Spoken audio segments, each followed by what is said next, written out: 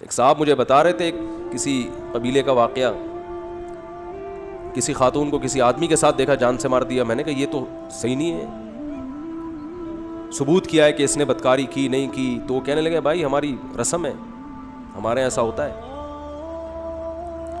اب وہ رسم چھڑوا نہیں سکتا کوئی بھی ان سے, قومی رسم بن چکی ہے ایک. یعنی اب آپ چھڑوانے کی کوشش کرو, آپ دنیا چھوڑ دو گے, رسم نہیں چھوٹے گی الا ماشاء اللہ. تو ایسے ہی باڈی کو بھی کچھ چیزوں کی عادت پڑ جاتی ہے. فحش فلمیں دیکھنے کی عادت پڑ جاتی ہے نوجوانوں کو, اور اپنی خواہشات کو حرام طریقے سے پورے کرنے کی عادت پڑ جاتی ہے. گالیاں دینے کی عادت پڑ جاتی ہے, بات بات پہ زبان پہ کیا آ رہی ہے, گالی آ رہی ہے. گٹکوں کی عادت پڑ جاتی ہے, پتہ ہے نقصان دہ ہے. دیکھو جو اسلام آپ کو دن میں درجنوں دفعہ مسواک کرنے کا حکم دے رہا ہو, وہ گٹکا آپ کے منہ میں برداشت کرے گا جو وہ مذہب؟ نبی صلی اللہ علیہ وسلم صبح اٹھتے ہی مسواک, ہر نماز میں مسواک, اتنا دانتوں کو صاف رکھ رہے ہیں. تو چلو آپ مسواک نہیں کرتے, اسلام کے حکم کو چھوڑ دیا, یا برش نہیں کرتے, دانت صاف نہیں کرتے, اسلام کے حکم کو چھوڑ دیا. حکم کے اپوزٹ تو نہ چلو نا. آپ نے تو حکم چھوڑا بھی کہ دانت صاف نہیں کر رہے, اوپر سے گندا کرنے کا پورا انتظام. اور گندا بھی ایسا نہیں کہ چلو کوئی روٹیوں یا گوشت پھنسا ہوا ہے, گند گٹکے کے مریضوں کے آپ منہ دیکھا کرو اپنی ذمہ داری پہ. ایسا نہ ہو آپ کہیں کہ مجھ سے آپ نے مشورہ دیا تو ہم دیکھ رہے ہیں. کیسا گند معذرت کے ساتھ کوئی گٹکے کی مریض بیٹھے ہوئے ہیں بھائی, معذرت جی نہیں, وہ کہیں گے ہم اپنے خلاف تھوڑی سننے کے لیے آئے ہیں, احتیاطاً. تو کس قدر گند بھرا ہوا ہوتا ہے منہ کے اندر. تو یہ اسلام برداشت کرے گا اس گندگی کو جو آپ کو بار بار؟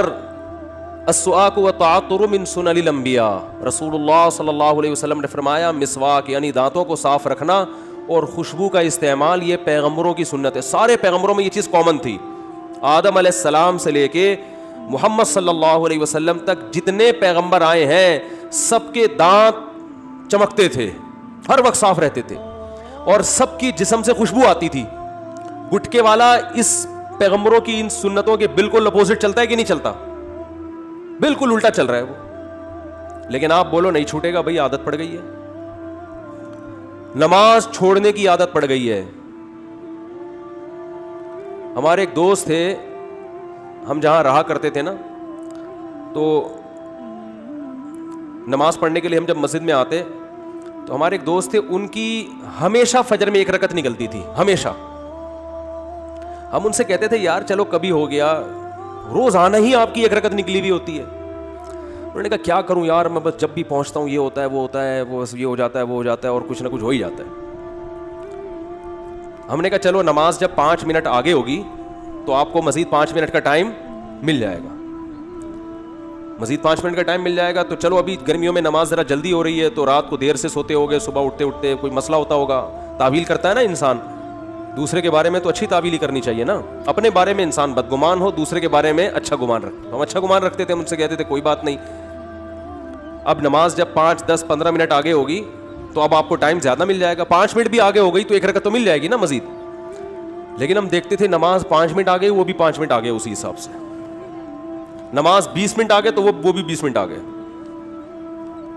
اور میرا خیال ہے 15 سال میں نے ان کو اسی حالت میں دیکھا ہے, ہمیشہ ایک رکعت ان کی نکل رہی ہے. یہ بھی نشہ ہے, چرس اور ہیروئن کی طرح, ٹائم پہ نہ پہنچنے کا نشہ. چلو غنیمت ہے پڑھ رہے تھے, یہ بھی بڑی بات ہے. لیکن میں ان سے کہتا تھا جب جو نہیں پڑھ رہا اس پر تو اعتراض نہیں ہوتا, اس لیے کہ وہ تو سست ہے ایک نمبر کا نا, کاہل ہے, اسے تو پڑھنی نہیں ہے. لیکن آپ نے قربانی تو دے دی نا, نیند قربان ہو گئی, وضو کر لیا, مسجد کی طرف آ گئے, سردی گرمی کا خیال نہیں کیا. تو جب یہ اتنی ٹینشن لینی ہے ہی تو یار 5 منٹ پہلے آ جاؤ.